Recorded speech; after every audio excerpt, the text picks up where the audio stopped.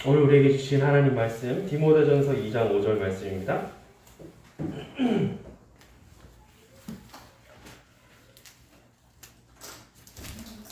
디모데전서 2장 5절 말씀 신약성경 제가 가지고 있는 성경 338페이지입니다. 신약성경 338페이지 디모데전서 2장 5절 말씀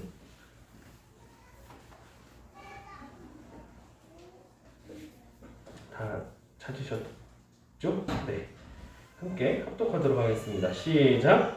하나님은 한 분이시요 또 하나님과 사람 사이의 중보자도 한 분이시니 곧 사람이신 그리스도 예수라. 아멘.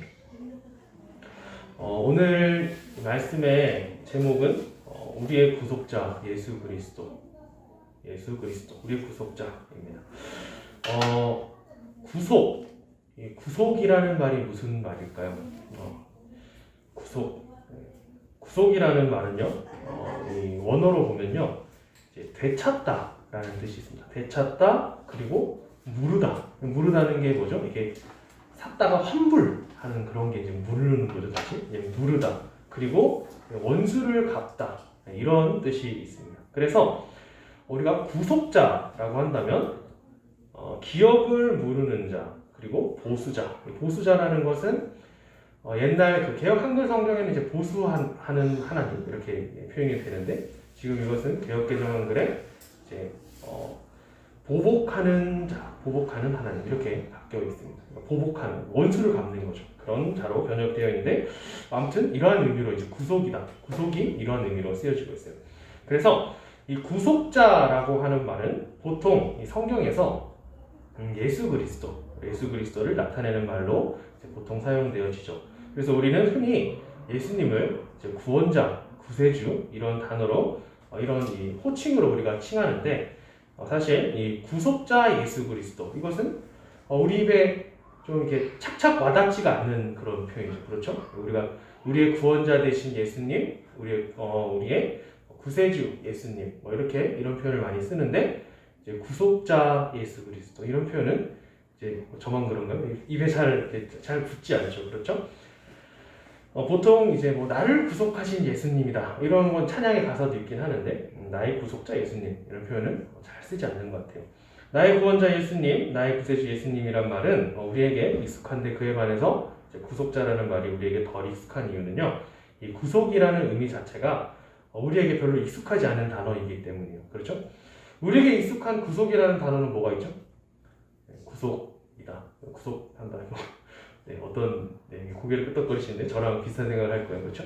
이 죄를 지은 사람을 이제 잡아 놓는 거 이제 그런 걸 구속이라고 하죠. 구치소에 감금하는 의미. 아니면 이렇게 사랑이라는 이유로 누군가 이렇게 나한테 나만 이렇게 소유하고 싶은 그런 거, 구속이라고 하잖아요. 그렇죠? 우리가 생각하는 구속은 그런 생각에 구속을 떠올리기 싫은데 성경에서 말하는 구속은 처음 말씀드린 대로 되찾는 거, 그리고 무르는 거, 원수를 갚는 거 이런 의미로 우리가 자주 사용하는 단어가 아니기 때문에 그리고 또 우리나라 말에 이 구속이라는 말을 쓰지 않는 단어죠. 만들어진 단어이기 때문에 익숙하지 않은 거예요. 그래서 구속하다라는 말의 의미를 자세하게 이제 알려면은 이 과거 이스라엘의 문화 가운데에서 이 구속이라는 단어 이것을 이제 생각해 보는 것이 굉장히 중요하죠. 과거 이스라엘 구약 시대에 그때는 현대 사회와는 다르게요. 이제 가난한 사람들이 돈이 없으면 지금도 돈이 없으면 땅을 팔기도 하죠. 땅을 팔기도 하고 그리고 땅도 팔았는데 돈이 더 없으면 어떻게 해요? 가난해지면 이제 어떻게 하죠? 그 사람이 노예로 종으로 이제 자신을 팔 수 있는 거예요. 종으로. 그렇죠? 그래서 종이 된 사람들 또는 이 땅을 판 사람들 이런 사람들에게 이들을 대신해서 어떠한 친척이라던가 아니면 이제 그 가족들이 대신해서 땅값이나 몸값을 지불해서 그 땅을 되찾아주거나 아니면 종이라는 신분에서 자유롭게 해주는 행위 이것이 바로 이 구속하다라는 뜻에 있는 거예요. 그러니까 땅이나 어떠한 내 몸이 자유를 잃었을 때, 내 땅을 잃고 내 몸이 이제 종의 신분이 되었을 때 이것을 대신 그 땅값을 지불해 주거나 내 몸값을 대신 지불해 줘서 되찾아오는 것, 그게 바로 구속이라는 거예요. 구속. 그래서 이러한 행위를 한 사람을 뭐라고 부를까요? 구속자라고 부르는 거죠. 그리고 이것뿐만 아니라 과거에는 이제 지금처럼 이렇게 뭐 CSI 이런 과학수사대가 있었던 게 아니라 억울한 사람들이 이제 많이 있었을 거예요. 그렇죠? 억울하게 죽음을 당한 사람들이 있었을 겁니다. 그런 사람들에게 이제 법적으로 보복할 수 있는 것이 있었어요. 보복행위, 복수하는 것에 대해서 인정해주는 부분이 있었는데 이렇게 억울하게 죽은 사람에 대해서 복수하는 것, 이것도 구속이라는 단어를 쓰고요. 또는 후사가 없는 사람, 그러니까 아들을 낳지 못했거나 뭐 자녀가 없어서 없는데 남편이 죽었어요. 그러면 이스라엘 문화 가운데 어떤 게 있죠? 그의 동생이나 아니면 가까운 친척이 대신 그 여자랑 이제 결혼을 해서 이제 자손을 후사를 낳아주는 그런 이 제도가 있죠, 그렇죠? 처음 들어보신 거 아니죠? 알고 계시죠? 이런 것, 의무적으로 이게 정해져 있었습니다. 그래서 이런 것들 역시도 이제 구속하다라는 단어로 사용이 됐던 거예요. 그래서 이 구속하다라고 하는 개념을 사람과 사람 사이에서 사용되는 것이 방금 설명드린 대로 땅을 되찾고 종의 신분에서 해방을 하는 것이고 그 의로운 복수를 하는 것과 그리고 후사를 대신 낳아주는 것, 이렇게 사용되는데 이것을 하나님과 사람 사이에서 이 구속하다라는 개념으로 사용하게 되면 이제 구약에서는 출애굽 당시 이 애굽에서 탈출해서 이렇게 나왔던 그 출애굽 사건을 이제 구속 사건이라고 얘기를 하는 것이고 또 바벨론의 포로에서 귀환한 사건, 바벨론 포로에서 귀환한 사건, 이것을 바로 또 구속했다라는 그런 표현으로 쓰기도 하고, 개인적으로 뭐 개인의 환난이나 죽음이나 또 어떤 어려운 압제 이런 상황에서 하나님이 건져내 주시는 것, 이것도 우리가 구속하다라는 단어를 쓰는 것이고, 신약에서는 어떻게 되냐, 죄의 노예가 된 죄인들을 대신해서 몸값을 지불하고 다시 찾다라는 의미, 바로 예수 그리스도의 의미로 사용되어지는 것이죠.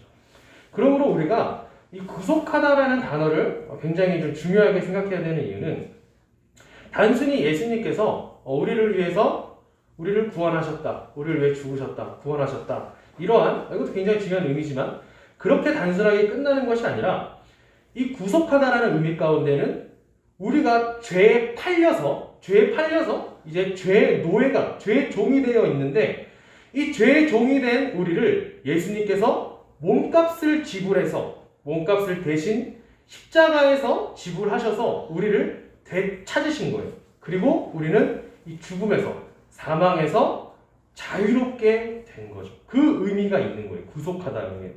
그래서 오늘 이 말씀이 이 UCT 교리문답 20번에 지금 질문을 하고 있는데요.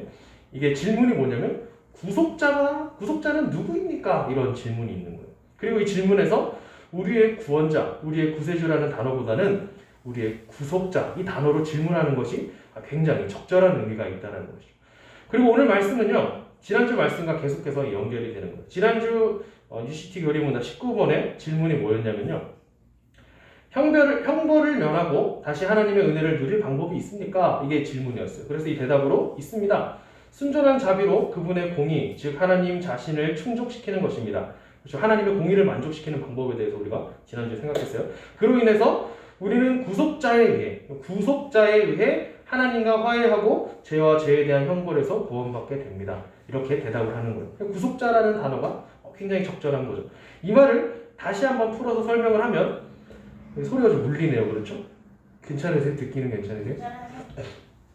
이 말을 다시 풀어서 설명을 하면 우리는 모두 다 죄인이에요. 그렇죠? 여기까지 다 이제 동의하시는 거예요. 다 우리는 죄인이고, 이 죄는 아담의 범죄를 통해서 우리에게 들어온 이 원죄가 있는 것이고, 우리가 살아가면서 계속해서 저지르는 이 모든 죄들을 다 포함하는 겁니다.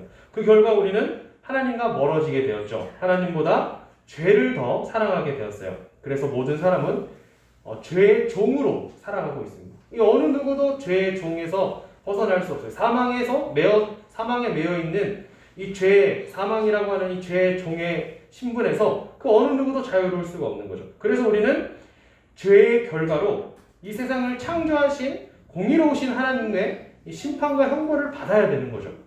이 심판과 형벌을 피할 수 있는 것은 단 하나밖에 없습니다. 바로 하나님의 공의를 만족시키는 것. 그런데 문제는 우리 스스로 하나님의 공의를 만족시키는 방법이 없다라는 것이었고, 유일한 길은 우리를 대신해서 다른 구속자가 하나님의 공의를 만족시키는 방법뿐이다. 여기까지가 지난주에 그 큰 이 말씀의 틀인 거예요. 다른 구속자가 누가 있을까요? 네, 우리가 잘 알고 있는 예수 그리스도, 예수님이 바로 우리의 유일한 구속자가 되시는데, UCT 교리문답 20번 답이 이렇게 얘기를 하고 있어요. 유일한 구속자는 하나님의 영원하신 아들 주 예수 그리스도이십니다. 그분 안에서 하나님은 사람이 되셨고 죄의 형벌을 직접 감당하셨습니다. 이렇게 표현을 하고 있어요. 그런데 여기서 우리는 이렇게 질문을 할 수 있어요. 우리 스스로가 우리의 죄 때문에 우리의 죄의 문제, 하나님의 공의를 만족시킬 수 없고 우리가 스스로 이 문제들을 다 해결할 수 없는 거 우리가 잘 알겠는데 왜 오직 예수 그리스도만 우리의 유일한 구속자가 될까요? 이런 질문이 있을 수 있습니다. 그렇죠? 이 다양한 종교들이 있지 않습니까? 그렇죠? 다양한 종교들이 있고 그들 나름대로의 다 구원을 만족시키기 위해서 여러 가지 일들을 다 합니다. 뭐 이렇게 빌기도 하고 많이 그 헌물을 많이 하기도 하고 나름의 이제 공부를 해서 득도를 하기도 하고 이런 식으로 많이 하는데 왜 오직 예수 그리스도만이 유일한 길입니까? 다른 거 있지 않을까요? 이렇게 우리가 생각할 수 있는 거예요. 그래서 우리를 대신해서 어떠한 하나님의 공의를 만족시킬 수 있는 나 말고 다른 사람이라던가 아니면 이제 다른 동물이라던가 아니면 하나님께서 창조하신 또 영적인 그 존재가 하나 더 있어요. 그게 뭐죠? 질문을 해. 하나님께서 천사를 만드셨잖아요. 그렇죠? 그러면 나를 대신해서 다른 어떤 사람이나 동물이나 천사가 공의를 만족시킬 수 있지 않습니까? 이렇게 우리가 질문을 할 수 있는 거예요. 한번 알아볼게요. 이런 질문이 왜 가능하냐면 과거에 하나님께서 구약의 제사 제도를 만드셨어요. 그래서 우리의 죄의 문제들을 해결할 수 있는 그런 장치를 마련하셨던 거죠. 그래서 다른 사람이나 동물, 특별한 존재인 천사들이 우리의 죄를 대신해서 하나님의 공의를 만족시킬 수 있지 않을까? 이렇게 질문을 할 수 있는 거예요. 그런데 그것이 불가능하다고 성경은 이제 얘기를 하는 거예요.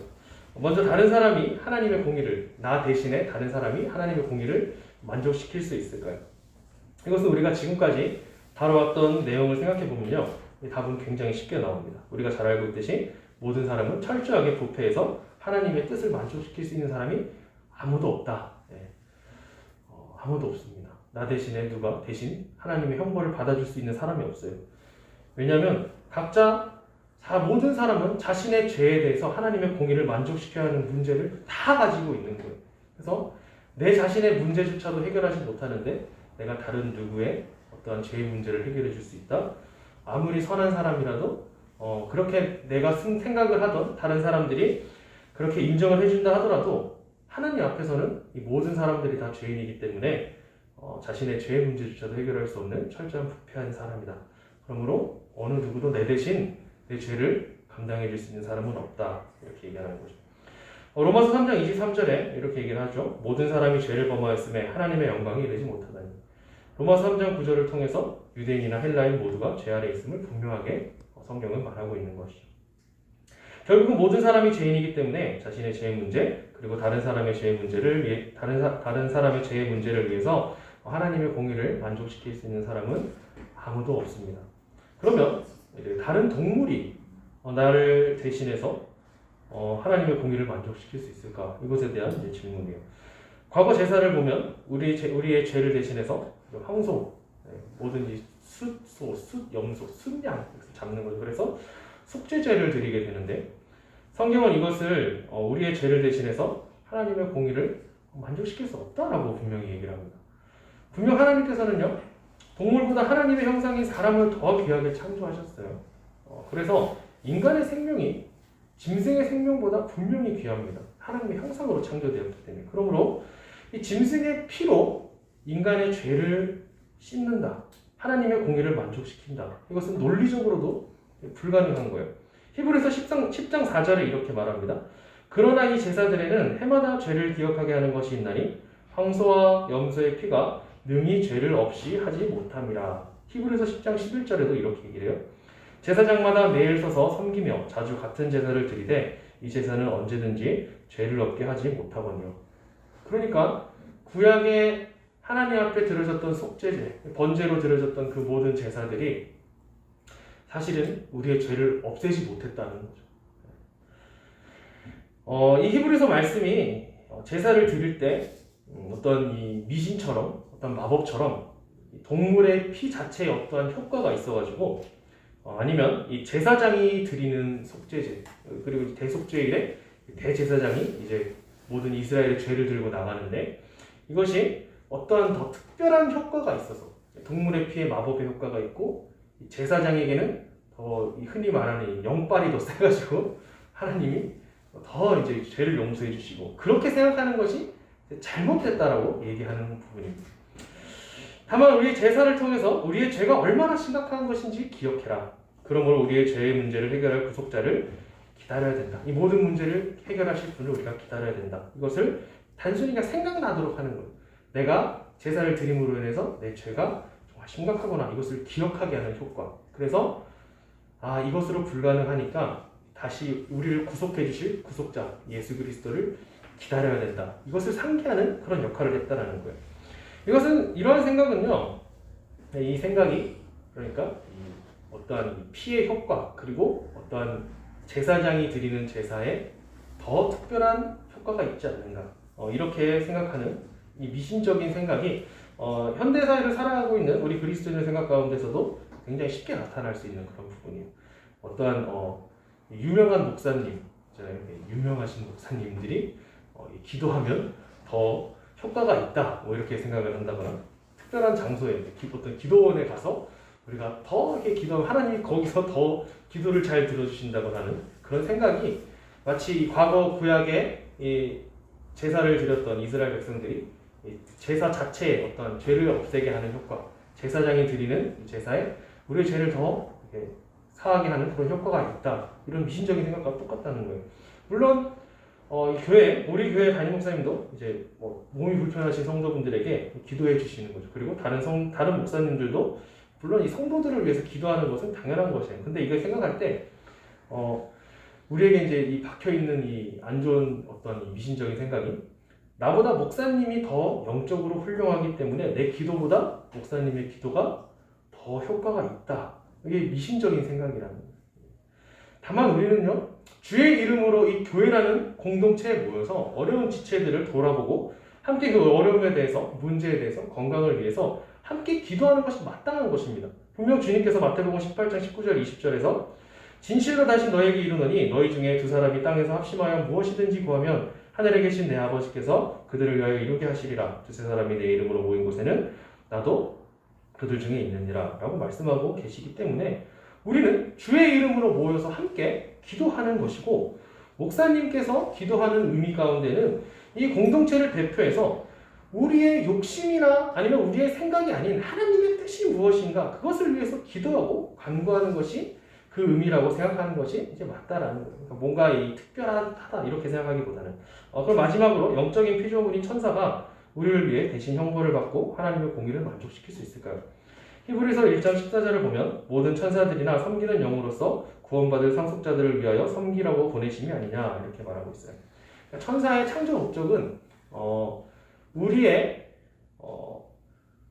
우리 하나님의 피조물이 우리 존재 자체를 구원시키기 위해서 하나님께서 천사를 만든 것이 아니라 하나님께서 구원받은 백성들을 택한 백성을 섬기라고 만든 존재인 거예요. 천사들. 이게 무슨 이렇게 그 천사라고 하면 우리가 이렇게 별로 와닿지 않는 그런 존재인데 하나님 분명히 천사를 만드시고 칼빈 종교개혁자 칼빈은 이런 얘기를 했습니다. 우리에게 하나님께서 각 한 사람 한 사람마다 수호천사를 붙여주셨다 이런 얘기를 해요. 그러니까 천사의 창조 목적은 우리를 구원으로 이끌고 인도하는 것이 아니라 구원받은 백성을 섬기는 존재로 만들어진 거예요. 그래서 천사 역시도 우리의 죄를 위해서 대신 하나님의 공의를 만족시킬 수 있는 존재가 아니라는 거예요.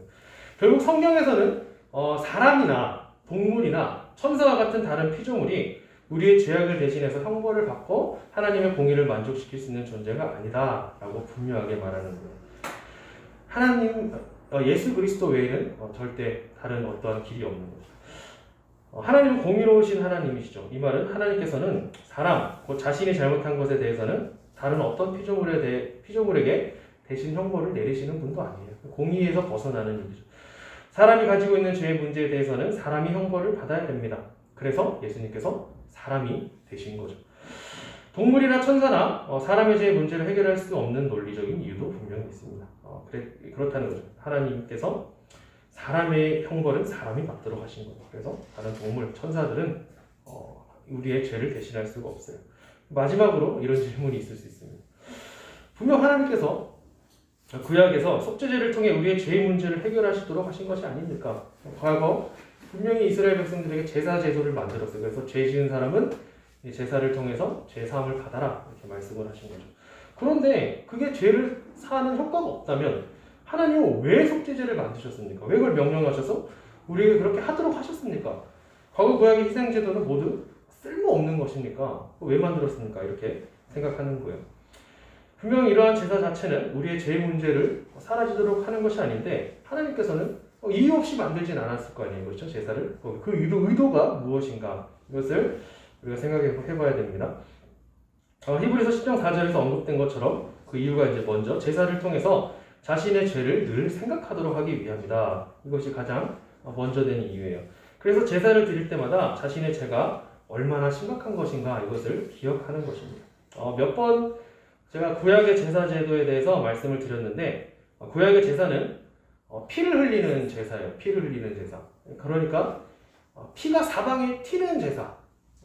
이게 깔끔하고 아름답고 어떤 그런 낭만이 있는 그런 제사는 분명히 아니에요. 예를 들어서 우리가 염소로 제사를 드린다고 이제 다시 한번 생각을 해볼게요. 먼저 우리는 이 염소에게 우리 죄를 이제 안수해서 죄를 전가하는 것, 죄를 이제 넘기고 그리고 어떻게 해요? 이 염소를 죽여야 돼요. 죽여야 되는데 우리가 염소를 어떻게 죽일 수 있을까요? 염소를 어떻게 죽일까요? 네, 우리가 한 번에 고통 없이 염소를 죽일 수 있을까요? 한번 염소가 한 마리 여기 있다 생각해보고 우리가 염소를 한번 죽여보자고요. 네. 도살장 가면 소를 잡을 때 이제 망치를 이렇게 여기를 툭 치면 죽는다고 하는데 말씀드린 대로 구약의 제사는 피가 흐르는 제사예요. 그리고 여기서 소 한 방에 죽이실 수 있는 분 있으세요? 없죠. 우리는 그런 기술도 없어요. 그러면 이제 생각을 해보는 겁니다. 염소를 우리가 죽여요. 어떻게 죽일까요? 여러 가지 방법이 있을 수 있는데 머리를 때려서 죽인다고 생각해 봅시다. 염소를 칼로 머리를 딱 때려서 한 방에 죽이실 수 있으세요? 있을까요? 우리 권사님들? 없죠. 그러면 어떡합니까? 수차례 계속 이 염소의 머리를 쳐야 됩니다. 염소가 치는 동안 가만히 있을까요? 생각을 해보는 거죠. 염소를 이제 제자에 붙잡고 있겠죠. 그러면 염소를 내가 죽여야 됩니다. 칼로 수차례 가격하는 동안 염소는 네 죽이세요 가만히 있을까? 그렇지 않겠죠. 네. 염소의 비명이 들릴 것이고 그리고 피가 튈 것이고 그리고 머리가 깨져서 죽어야 되니까 얼마나 많이 때려야 될까요? 그러면 이제 뼈 조각도 튀고 그런 과정이 있을 거예요. 굉장히 힘든 거죠. 아니면 이제 목을 쳐서 염소를 죽인다고 생각하면 이것도 똑같은 거예요. 우리가 한 번에 염소의 목을 베어 죽일 수 있을까요? 그렇지 않죠. 몇 번의 목을 쳐야 이 염소가 죽을까요?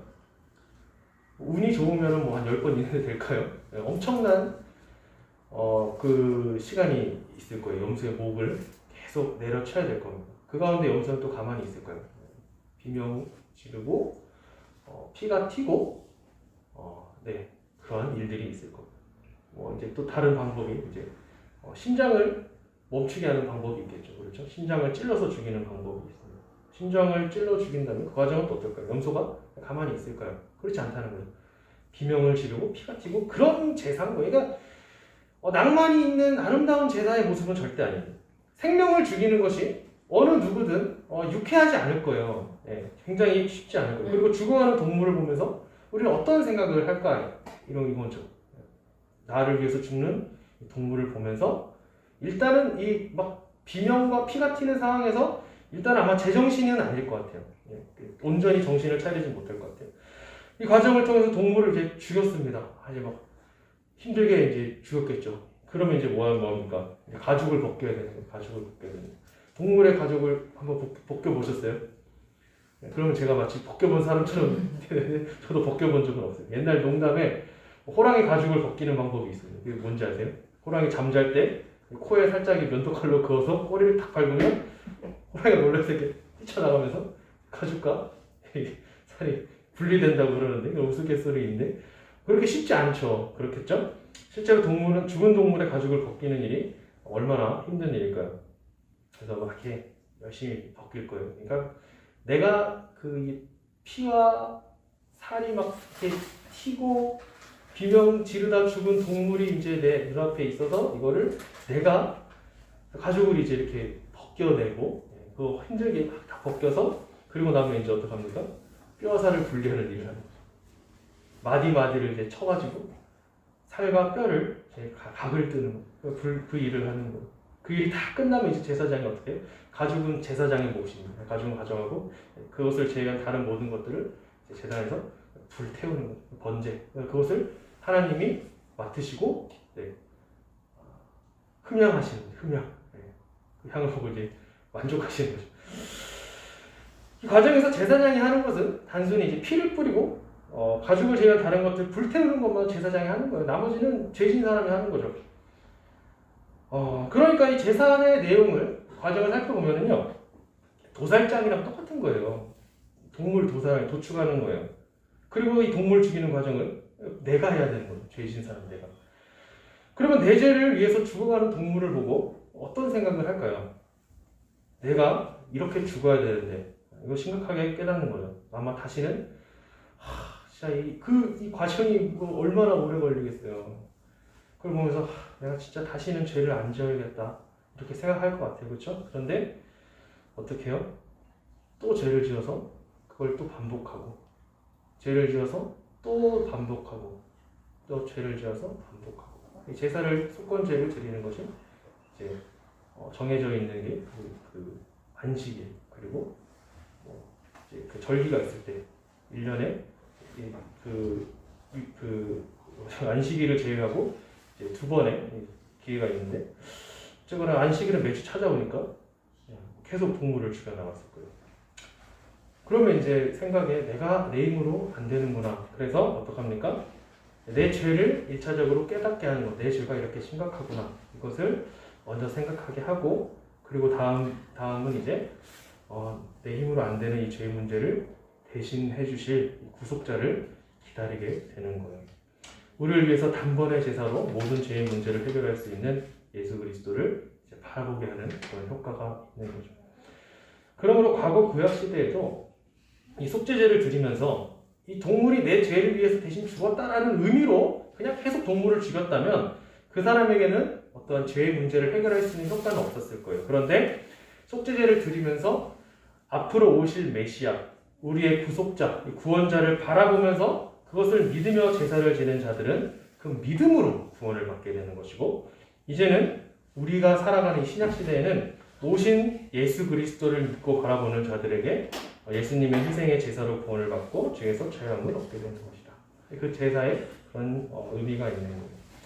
그래서 신약을 살아가는 우리들에게는 이제는 이런 정말 이 동물의 무수한 동물들이 희생됐을 거예요. 그 희생 제사가 이제 필요 없게 된 거예요.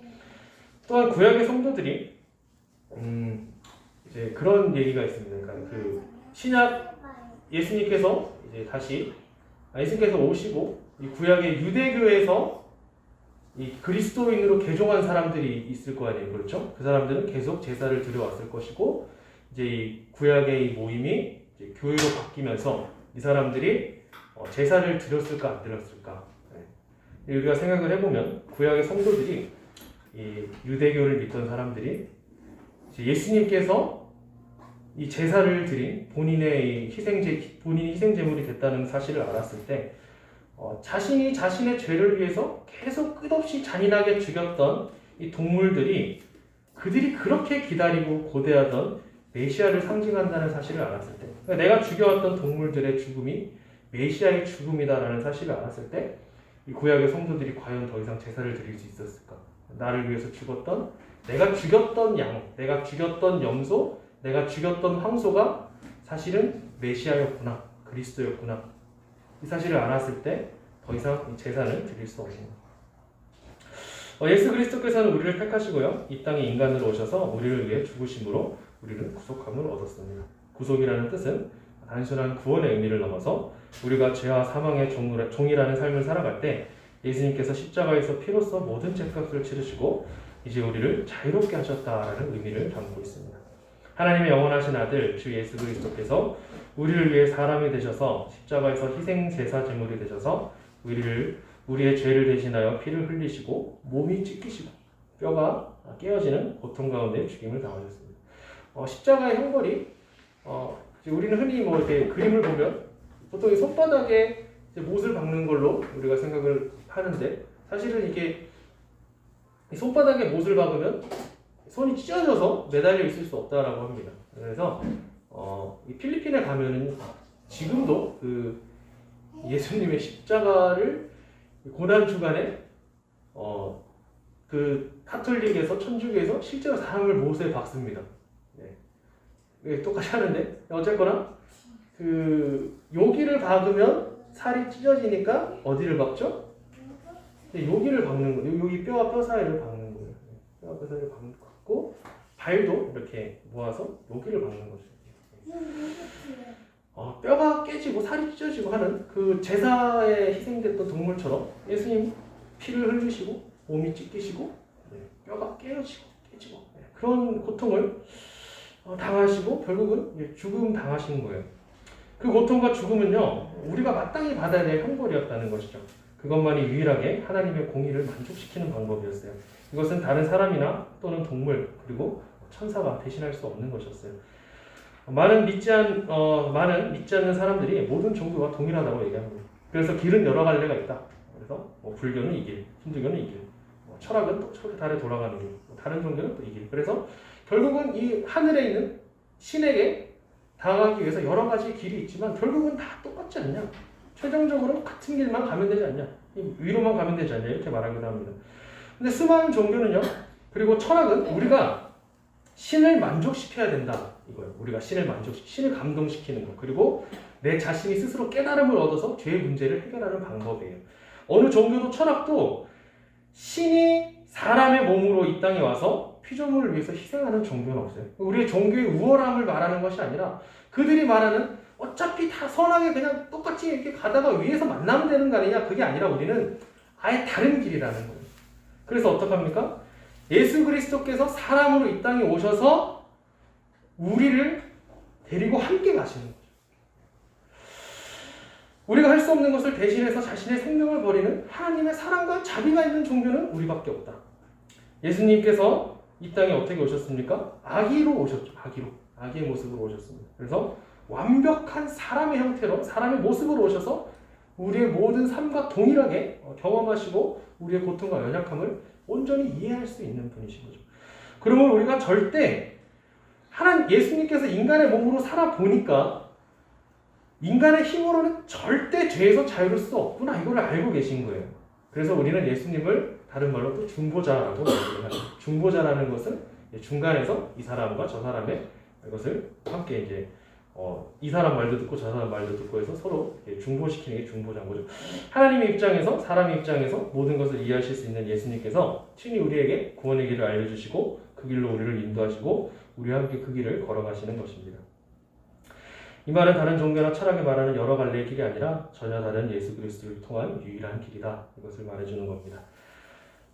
그리고 우리를 위해, 우리와 하나님과의 관계를 회복하기 위해 친히 이 땅에 오신 하나님이신 예수님을 바라보면서요, 현재 우리의 상황이 힘들지라도 세상의 기준에서 우리가 보잘것없고 남들보다 부족하다 할지라도 하나님의 입장에서 우리의 모든 연약함과 고통과 고난을 이해하시는 우리의 중보자 되신, 우리의 구속자 되신 예수 그리스도와 또 우리 자신을 하나님 아들 예수 그리스도보다 더 귀하게 여기신 하나님의 사랑을 우리가 갖고 있다는 사실을 기억하시면서 우리의 구속자, 우리의 중보자, 우리의 구원자 되신 예수 그리스도를 통해서 위로받으시고 또 소망을 가지며 살아가는 우리 모두가 되길 주님의 이름으로 소망합니다. 기도하겠습니다. 하나님 감사합니다. 우리에게 죄로 죽어야 했던 우리에게 또 살 길을, 구원받을 길을 열어주시고 우리의 유일한 구속자 되신 예수 그리스도, 하나님의 아들이신, 하나님 본체이신 그 예수님을 이 땅에 보내셔서 우리를 위해 희생하신 그 사랑에 우리가 이제는 구원받아, 구속받아서 하나님 앞에 나아갈 수 있게 되고 예배할 수 있게 되었음을 감사합니다. 구약의 그런 제사들이 어떠한 피해 그리고 제사장의 효과에 어떤 특별한 효과가 있어서 죄를 없앤 것이 아니라 그것을 통하여서조차도 이 땅에 오실 예수님을 바라보게 하신 그 은혜를 우리가 더 생각하며 우리가 수없이 우리의 죄를 위하여서 죽여왔던 우리 메시아 되신 예수님을 다시 한번 생각하면서 이제는 정말 예수님을 의지하여 죄를 짓지 않길, 죄 가운데 죄의 종이 되어 살아가지 않는 우리 될 수 있도록 도와주시옵소서. 감사합니다. 모든 기도 예수님의 이름으로 기도합니다. 네.